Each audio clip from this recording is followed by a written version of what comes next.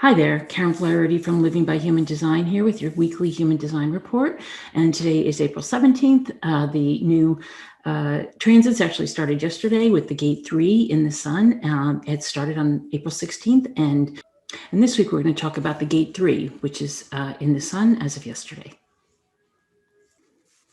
So here we are in the gate 3, and we call it ordering or innovation or trouble at the beginning, or I should say difficulty at the beginning. I call it trouble at the beginning.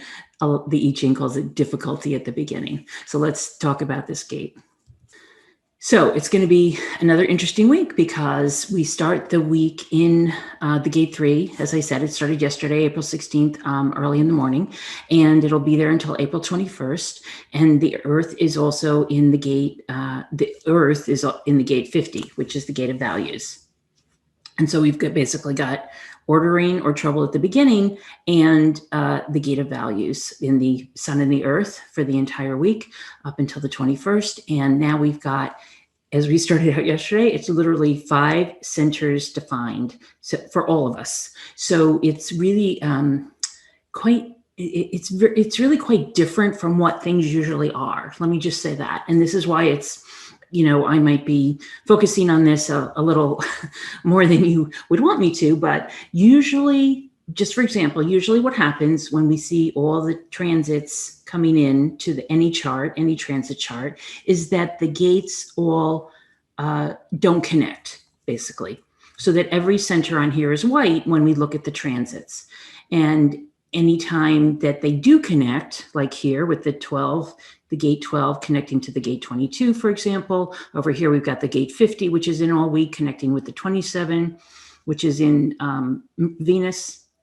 And then we got the 60 and the gate 3. 3 is in this week because it's in the sun, and the 60 is still down in Pluto. So we've got a lot going on, and they just happen to be connecting. But when they happen to connect, this is when the throat gets defined for everybody. The solar plexus gets defined for everyone. And right there, you've got basically manifestor, motorized energy to the throat, which again, gives everybody a motorized throat, but also gives everybody the feeling like they're in an individual circuitry of emotions. And those are the emotions that can be much more high highs and low lows. It's a wave, but it's high highs and low lows. Now, the people who don't usually have it defined aren't going to necessarily feel that as much as people who usually have the 1222 defined, but they're still going to feel a little emotion. They're still going to feel it. Again, and also the spleen is defined, the sacral is defined, and the root is defined. And this is going to go on through most of the week. So the root, we know, is about groundedness. The sacral is all about sustainable life force and workforce energy. And the spleen is all about nurturing and intuitiveness and actually feeling good. So actually, most of us should be feeling relatively well this week too. So this is what it looks like for the transits this week. And so, as I said, with 5 different centers defined just from the transits, and everybody feeling that energy, it will, again, has the potential to be a little dicey, a little emotional. People who don't usually think they have energy are going to have energy. People who aren't usually necessarily nurturing or intuitive or feeling well are going to feel better. So there's a lot, there's, like with anything, it's the good and the bad. So just things to be aware of. So just things to be aware of this week. So let's talk, I'll just show you, for example, this is my chart, just to give you an example of what this looks like when you overlay one chart onto the other. So the chart on the left is my actual chart. This is my birth chart. I've got 4 centers defined as a generator, pure generator, open throat, and 5 centers that are open, and 4 centers that are colored in.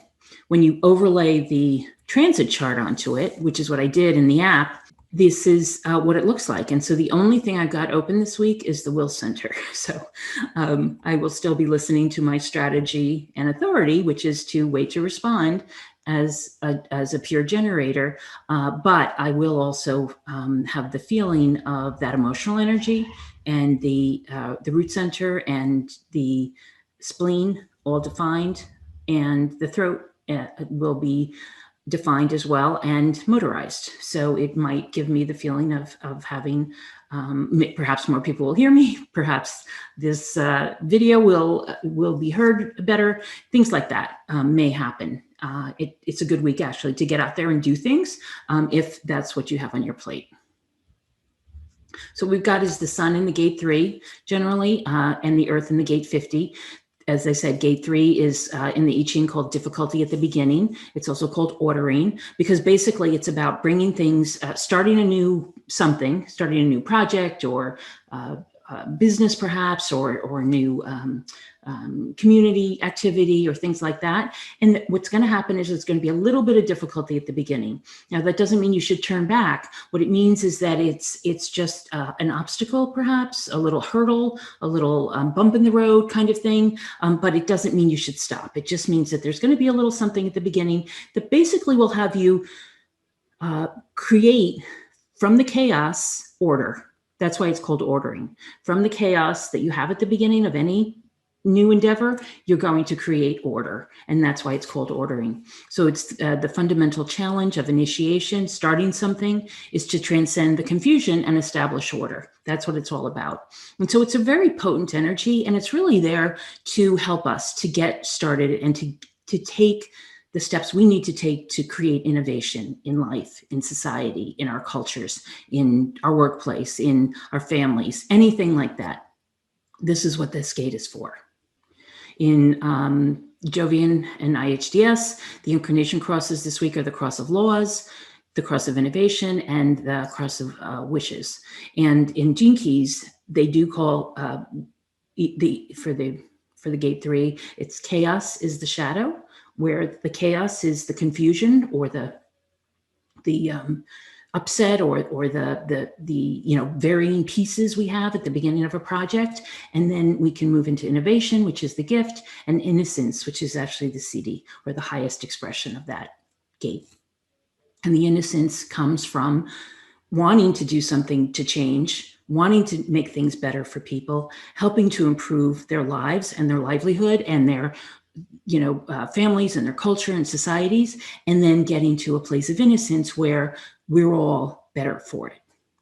The gate 50 is called the cauldron in I Ching because it's all about our values. It's basically this big soup, right? This big pot of soup of all of our values. And it's the values of the tribe. It's the values of the culture that you're in. And so it's protecting those values. It's making sure that they stay that they change as needed, but that they stay as solid as possible for as long as possible.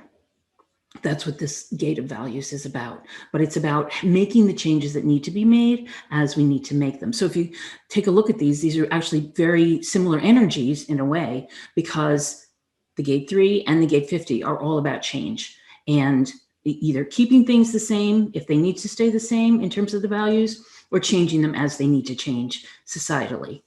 So so it is part of this tribal circuit in the gate 50, and it's the value of historical continuity whose traditional values serve and enrich the present and future. Again, carrying the values forward into the future as needed, as appropriate, and changing when they need to be changed. And then the Gene Keys, corruption is actually the shadow here, because if you think about it, values within a society can be corrupted when they're not seen as necessary for the tribe. The equilibrium is the gift, where basically things are staying status quo, and harmony is the CD, because on the highest expression, we've achieved harmony for the culture, for the tribe, for the society, so that we're all working in harmony together. Some of the personalities born in this sun gate, in the gate 3, include, and this would include those incarnation crosses of laws, mutation or innovation, and then the left angle cross of wishes. I just thought this was very interesting since Prince Philip died last week, and in the English royalty, and the funeral was actually held this weekend for Prince Philip. Queen Elizabeth II is was born in the Cross of Laws.